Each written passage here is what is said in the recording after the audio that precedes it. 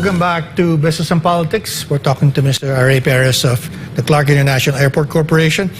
Let's now go to the projects you have mentioned, because there are 7 important ones that you reported to the board the last time we met. Maybe it should come from you what those are. What I remember, what stood out to me was that road that went directly from the highway to the airport. Maybe you can start there. Why is that important? What's the significance of that? Yeah. Okay. So I'll couch this in a manner where it's going to be easier to understand. Sure. So there are 7 flagship projects, and those 7 projects are divided into 2. There are PPP projects. We have three PPP projects. There are 4 infrastructure projects, which can be funded solely by CIAC and the national government. So I'll first deal with the PPP projects. So there are 3. The first one is the National Food Terminal Project. Okay. We all know that the the top priority of the president is food sustainability and food security. Yeah. Right. So that National Food Terminal Project is envisioned to become a warehousing, a processing of fresh food commodities that are available in Central Luzon and northern parts of the Philippines. So what we see there is, a farmer's market. Okay. Where we can aggregate all the harvests. Right. Something similar perhaps to FTI before? Yes. Very similar. Yeah. Yeah, very similar. The FTI has already been converted to land development. Land development. Yeah. And even if they have a remaining portion of that land that they used to own, they cannot expand or convert anymore. Right. And it's not even the highest and best use. Right. So it's very perfect that we don't have that. We don't have one. Yeah, we don't have one. Yeah. And there are many different food aggregation facilities that the Department of Agriculture is setting up elsewhere in the Philippines. Yeah. But we don't have that central aggregation of all this produce. Right. So the intention for us is to help these farmers, these livestock growers, to be able to have to make themselves more competitive. Okay. So that's the real intent. All right. But among others, it's also about lessening food spoilage, food spillage, spoilage, because the intention of that food terminal is to have warehousing. Okay. Yep. Better warehousing and cold chain processing for wet or easily perishable products. Right.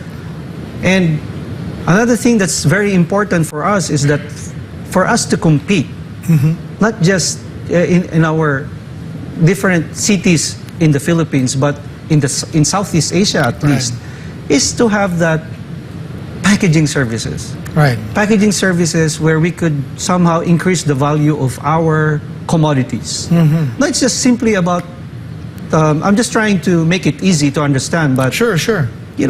Packaging services means that there's higher quality. Right. Higher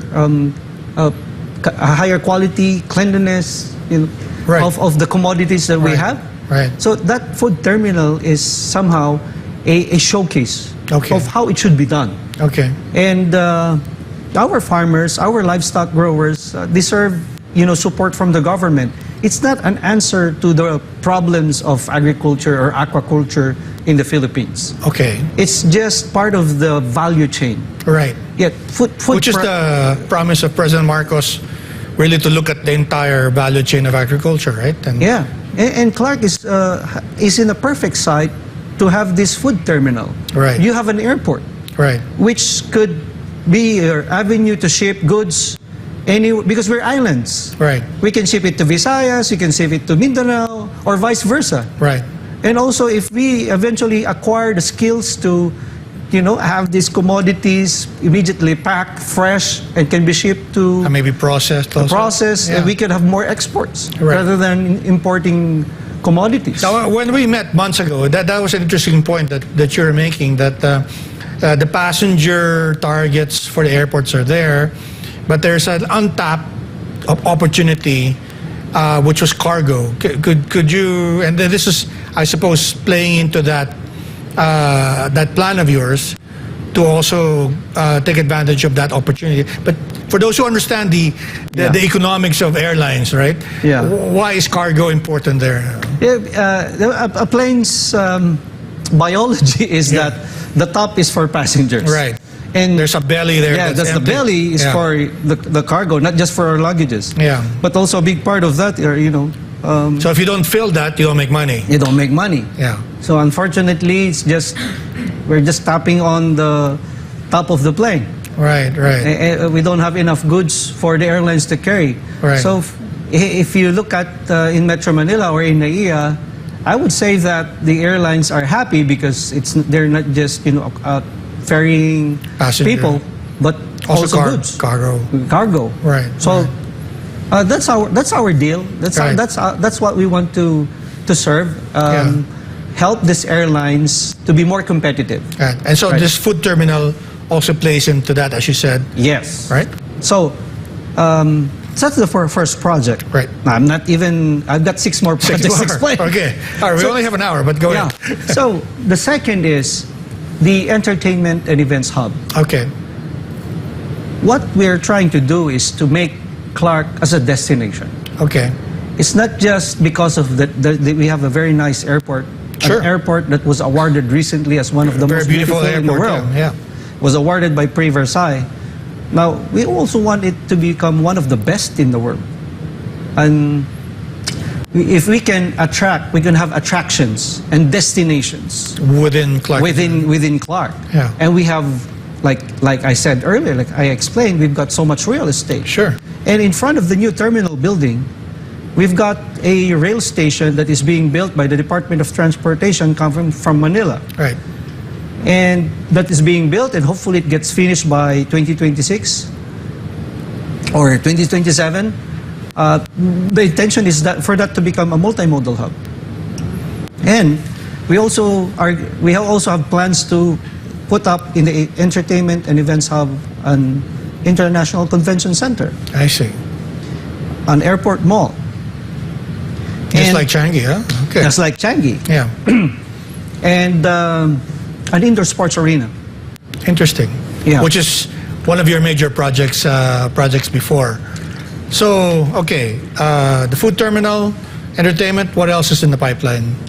The entertainment and events hub becomes a destination for everyone, for Clark. Okay. So that we can have more people going there. Right. The third one is the Urban Renewal and Heritage Preservation Program. That's an important one, yeah.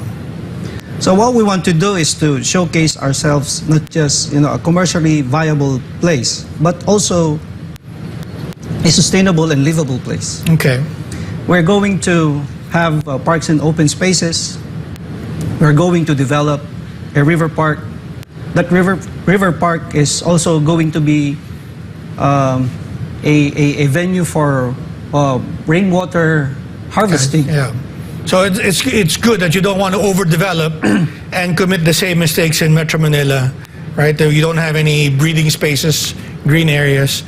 You want to leave that for the environment and for the public, right? Yeah, that's correct. That's correct. That's very, very correct. Yeah. We're going to develop and protect, the parks and open spaces because, we don't want them to be with buildings and structures eventually. Right. So we've got plans for them and going to implement them right away. Okay.